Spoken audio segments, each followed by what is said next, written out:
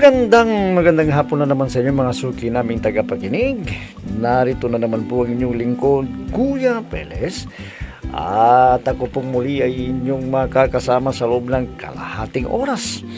At siyempre kasama pa rin natin mga kaibigan ang ating mga artista sa radyo na siyang nagbibigay buhay sa ating mga napipiling liham sa araw-araw. At ang liham nating napili mga kaibigan ay galing sa isa nating masugid na taga-subaybay at siya po ay itago lamang natin sa pangalang Dalin. Bueno, basahin na natin ang liham ni Aling Dalin. Dear Kuya Peles, ako po ay isang magulang kuya na ang pangarap magandang buhay para sa aming mga anak. Pilit namin silang pinag-aaral para lang mapaganda ang kanilang kinabukasan. Itago na lamang po ninyo ako sa pangalang Dalin. 55 taong gulang at 2 po ang aming anak. Puro may mga pamilya na. Para malinaw sa inyo kuya, ganito po nagumpisa ang aking problema, Kuya Peles.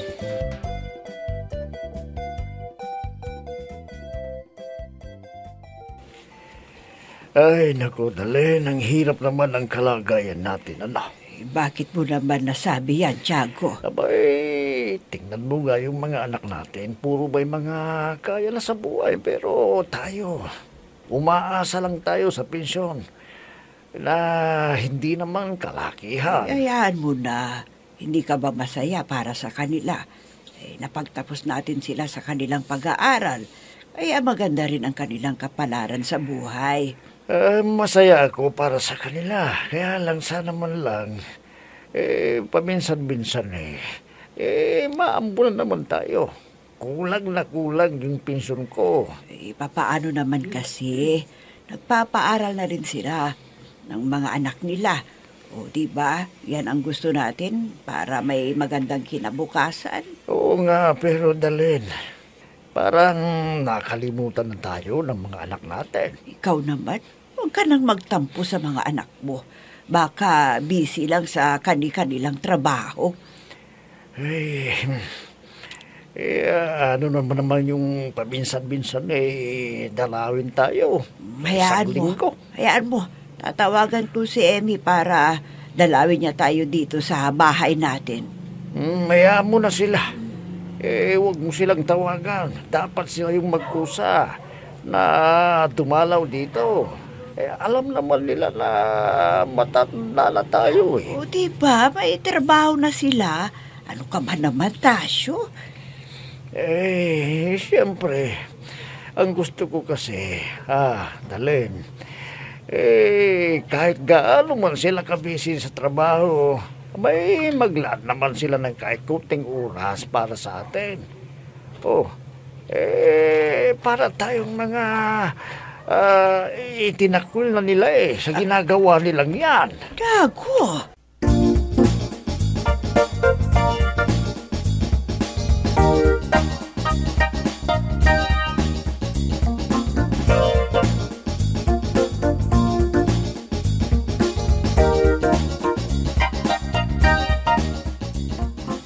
Ano ba naman kayo, Inay?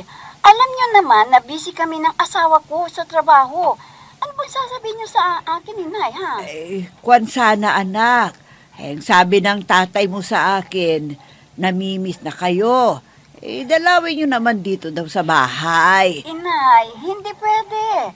Kasi walang tatao sa bahay. At isa pa, busy kaming mag-asawa. Ay, ganun ba? Bakit po ba, Inay? May sakit po ba ang itay? Wala naman. Kaya lang, ayon sa kanya, namimiss ka na daw niya. Itong si itay naman, oo. Parang bata. Hayaan niyo, Inay. At kapag naluwagan kami ng asawa ko sa trabaho, dadalo kami dyan sa inyo. O sige, nanay. At may ginagawa pa ako. Sige. Bye. Bye, anak. Ay, naku. Paano kaya ito? Anong sasabihin ko kay Tiago? Ano?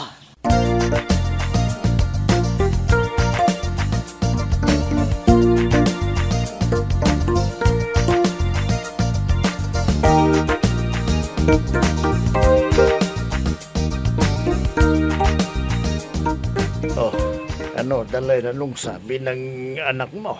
Ayun Tinawagan na, mo? nakausap ko siya. Hmm. Ang sabi niya, busy siyang masyado sa trabaho. O yung anak mong lalaki, natawagan mo ba siya? Ay, hindi ko pa siya natawagan. Baka isa rin yon na busy. Nako, kung ganyan ng ganyan yung mga anak mo, malamang, maadat na nila tayong malamig na bangkay dito sa bahay. Ikaw naman, may trabaho yung mga anak natin. Kumakayod sila para din sa mga anak nila. Nako, ano, nagsabi ka ba na kahit na maambo naman lang tayo, sana naman pambili ng maintenance na gamot ko. Uubos na kulang na kulang yung benepisyo ko. Nahihiya ako kung hindi nila kusang ibibigay sa akin.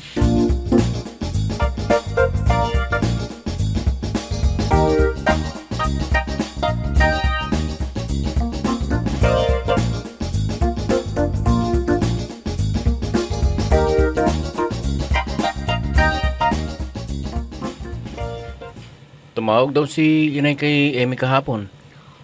Oo, nakausap ko si Amy. Bakit daw tumawag? Di ba sinabi kung anong kailangan niya? Hindi naman Basta namimiss daw lang niya si Itay. Nardo, kapag may oras ka naman, dalawin niyo naman sila.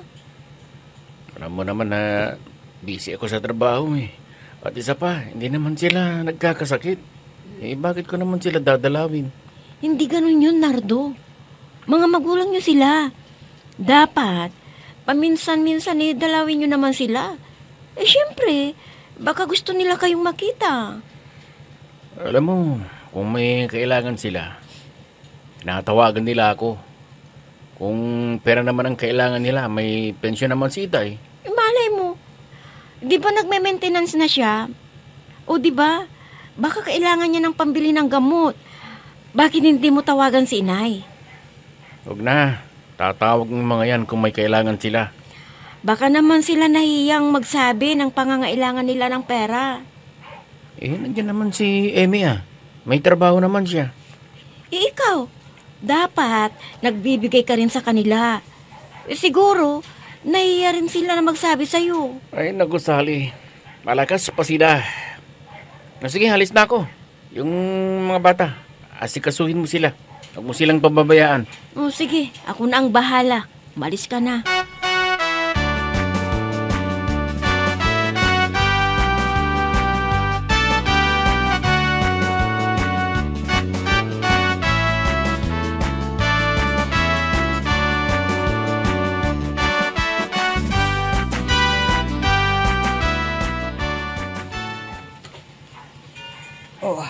Aalis muna ako, Tiago, para bumili ng mga gamot mo. May pera ka ba dyan? Baka kulang, hindi mo mabili yung lahat ng gamot ko. Umingi ka kaya sa mga anak mo, baka mabigyan ka. Gaya ng sinabi ko sa'yo, nahihiya akong humingi pag hindi nila kusang ibibigay. Ang hirap talaga ng kalagayan natin, Malayo tayo sa kanila. Kung tutusin, kulang na kulang yung pensyon ko isang buwan. Tinitipid nga natin Wala tayong magagawa. Ganyan talaga ang buhay. Malayo naman kasi ang mga kamag-anak natin. Paano naman kasi? Kung magsabi ka sa kanila, baka sakali. Wala, nahihiya ka. Nako, mamamatay tayong nakadilat ang mata kung ganyan. Huwag kang magsalita ng ganyan. May awa ang Diyos. Hindi niya tayo pababayaan. Pero Dalen, kinakapos nga tayo. Anong magagawa natin? Sana lumapit ka sa anak natin. Para nang sa ganon, baka mabigyan ka at pandagdag natin ang pambili ng gamot ko.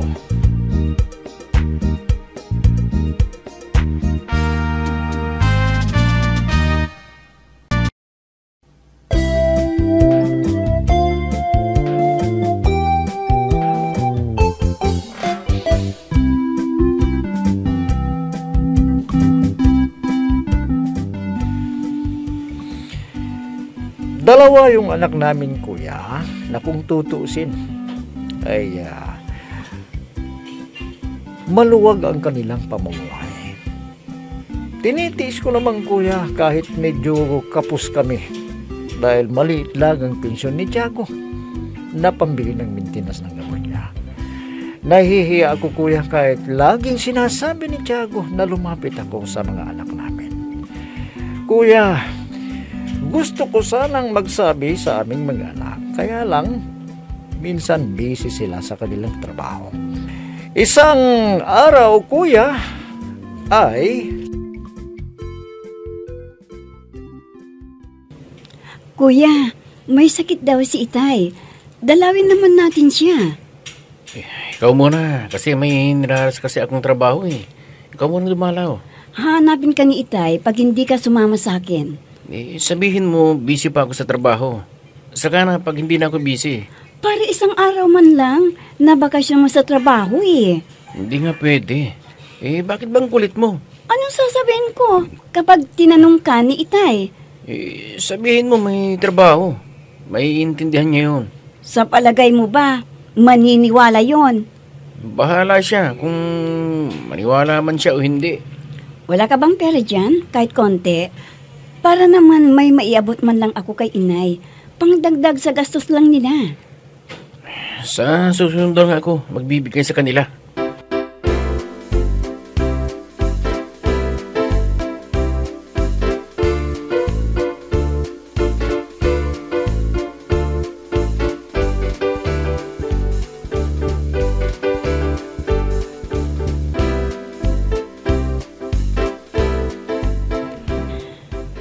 Naku, pasensya ka na dyan sa kuya mo. Ewan ko ba? Oo nga eh. Parang hindi niya magulang kung makapagsalita. Dapat kasi, dahil may mga edad na sila, medyo pagtuunan nyo na sila ng pansin. Sino pa ba ang tutulong sa kanila kundi kayong magkapatid ng kuya mo? May pamilya na kami ng Kuya Nardo.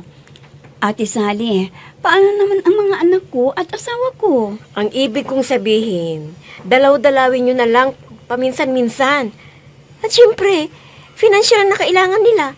Oh, din na magagalaw ni Inay ang pensyon ni Itay.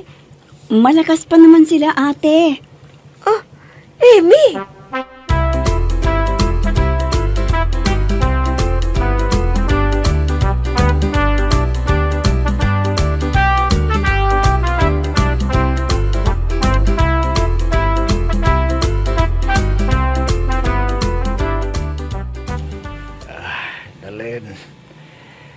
Sinabi mo ba na sa mga anak mo na may sakit ako? O diba, kagagaling lang dito ni Emmy nung isang linggo.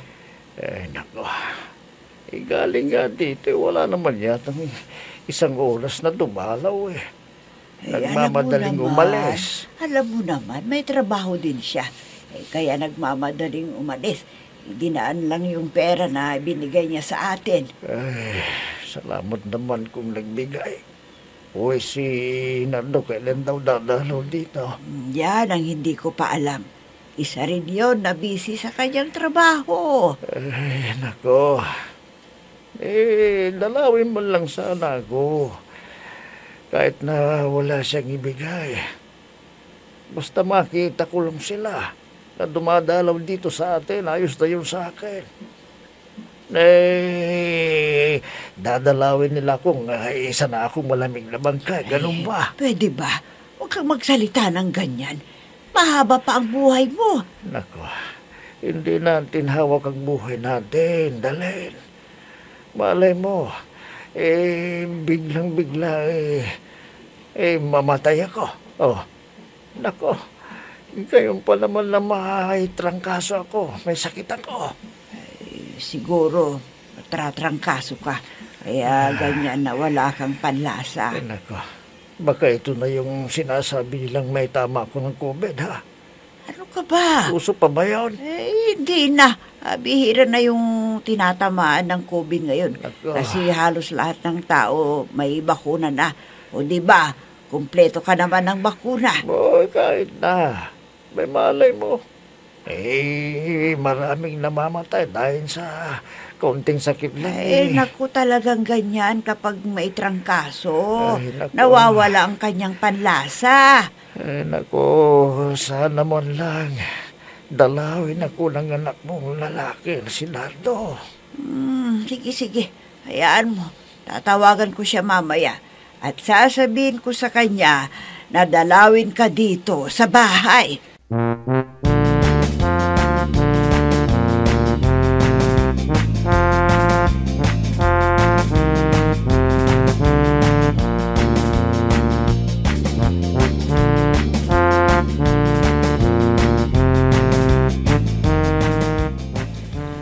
Hello anak, alam mo may sakit ang itay mo ngayon.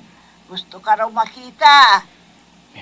Inay, hindi ako makaalis-alis sa trabaho.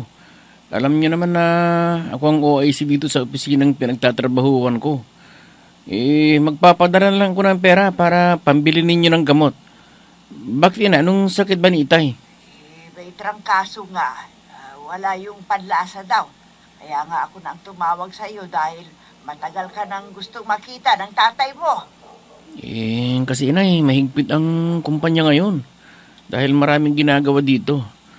Pakisabi na lang kay Itay na babawi na lang ako kung sakaling makauwi ako dyan sa inyo at madalaw ko siya. Bakit ba anak? Hindi ka ba pwedeng mag-absent kahit isang araw lang sana? Hindi po Ako kasi ang OIC dito ngayon sa opisina namin dahil wala ang manager. Sige.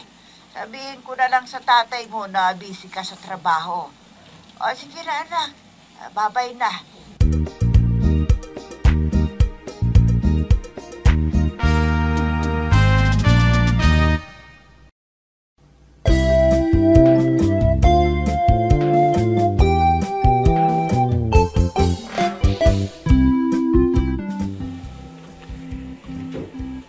Hanggang ngayon, kuya, ay nangungulila pa rin ang aking asawa sa kanyang mga anak.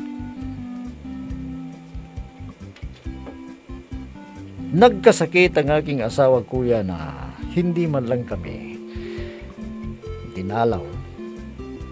Ang gusto lang namin sana, kuya, ay makita namin sila dahil malayo ang kanilang tinitirahan sa amin. Lagi akong kinukulit ng aking asawa, kuya, para makita ang kanyang mga anak.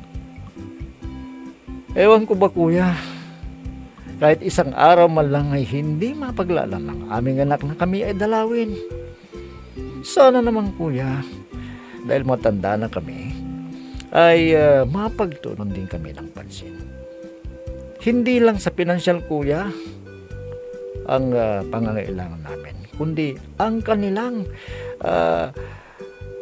pagdalaw sana ng personal ay malaking bagay na yon. Lalong-lalo na sa aking asawa, kuya, na laging nagsasabi na gusto niyang makita ang kanyang mga anak. Ano po bang dapat naming gawin, kuya, para naman sana kahit papano ay madalaw kami ng aming mga anak? Bus na gumaga lang, dalin. Aling dalin, siguro naman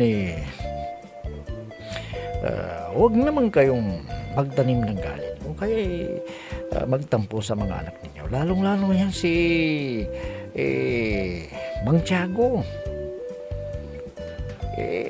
Alam nyo naman yung mga anak ninyo may sari-sariling trabaho, may sariling pamilya na.